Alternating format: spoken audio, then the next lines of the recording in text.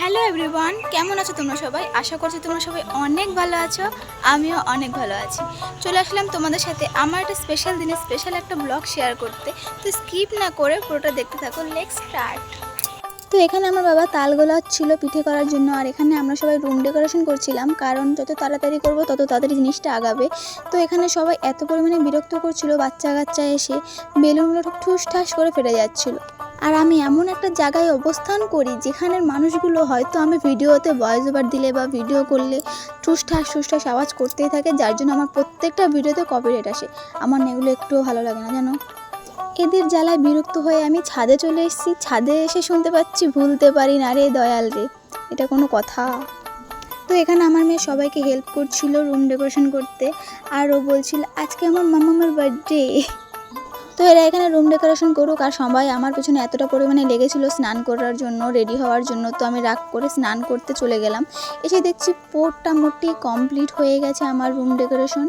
তো আমার তো মোটামুটি ভালোই লেগেছে। তোমাদের কেমন লাগিয়েছে অবশ্যই কমেন্ট করে জানিও। আর এদিকে চলে এসে দেখছি আমার মাসি আমার জন্য যে রান্নাগুলো হবে আলাদা সেগুলো করছে, আর বেলুন ফুলাচ্ছে আমার ভাইয়ের জন্য। তো আমি স্নান করে এসে ভাবলাম যে পুজোটা দিয়ে নিই। আমার মা বললো যে পুজো আজকের দিনে তুই দিলে ভালো হয়। আর এখানে আমার মেহেন্দির কালারটা দেখো ভালোই এসছে, বাট পরের দিন আরও বেশি ভালো এসেছিলো।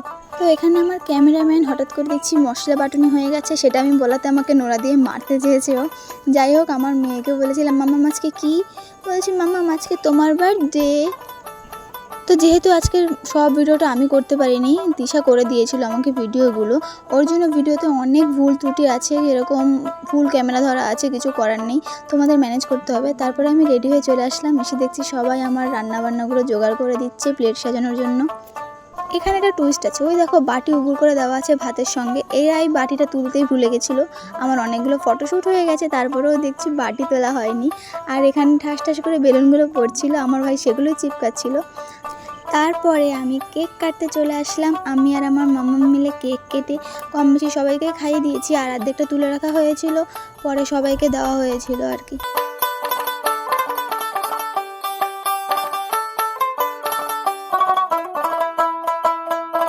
আর এই একই ভিডিওতে আমি ডবল ভয়েস ওভার দিচ্ছি, কারণ আমার ভিডিওটায় কপিরাইট পড়েছে, তাই আমি ভয়েস ওভার আগেরটা ওভার করে দিয়ে আমি আবার নতুন করে ভয়েস ওভার দিচ্ছি ছাদে এসে।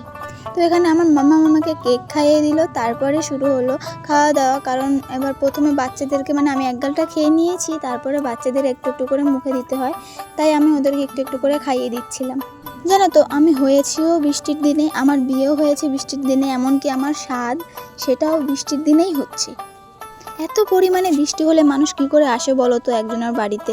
এত পরিমাণে বৃষ্টি হলে তো আসাও যায় না, তাই না?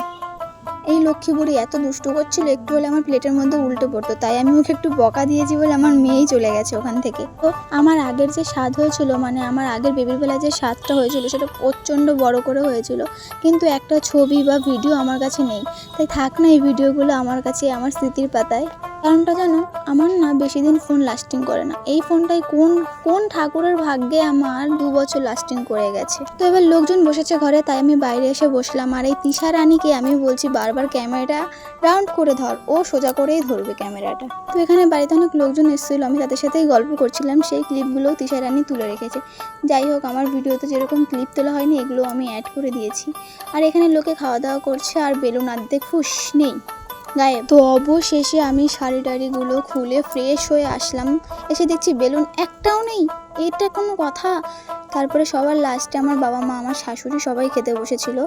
তো সবাই তো যে যার মতো বাড়ি চলে গেছে, গাইজ আমরাই নিজেরা পড়ে রয়েছি।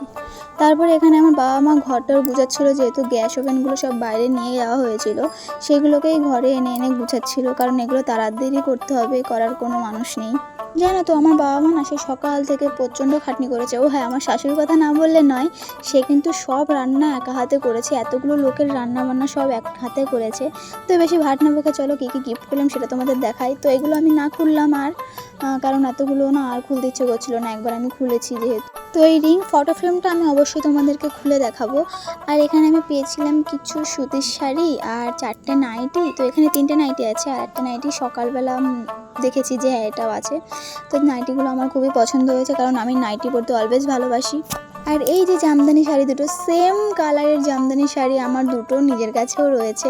আর এই সুতির শাড়িগুলো আমার খুবই পছন্দ হয়েছে, সবগুলোর কালার ডিজাইন সবই সুন্দর। তাহলে এবার ফটো ফ্রেমটা দেখাই তোমাদেরকে। তো এই গিফটটা দিয়েছে আমাকে আমার বেস্টি জান। তো খুব সুন্দর হয়েছে নিকিশা, যদি তুই ভিডিওটা দেখিস তোকে বলছি আমার খুবই পছন্দ হয়েছে, থ্যাংক ইউ সো মাচ এটা দেওয়ার জন্য।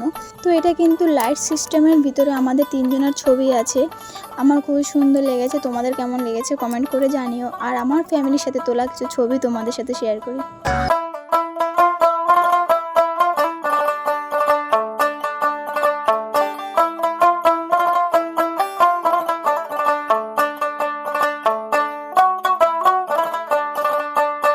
তো আজকের ভিডিওটা এই অবধিই। যদি ভালো লাগে লাইক কমেন্ট শেয়ার করে দিও। আর হ্যাঁ, সাবস্ক্রাইব করতে একদম ভুলো না। যদি তোমরা সাবস্ক্রাইব করে রাখো তাহলে আমার ভিডিওর নোটিফিকেশন সবার আগে তোমাদের কাছে যাবে। তো আজকের মতো সবাইকে টাটা, নিজেরা ভালো থেকো, সবাইকে অনেক ভালো রাখো, লাভ ইউ সো মাচ।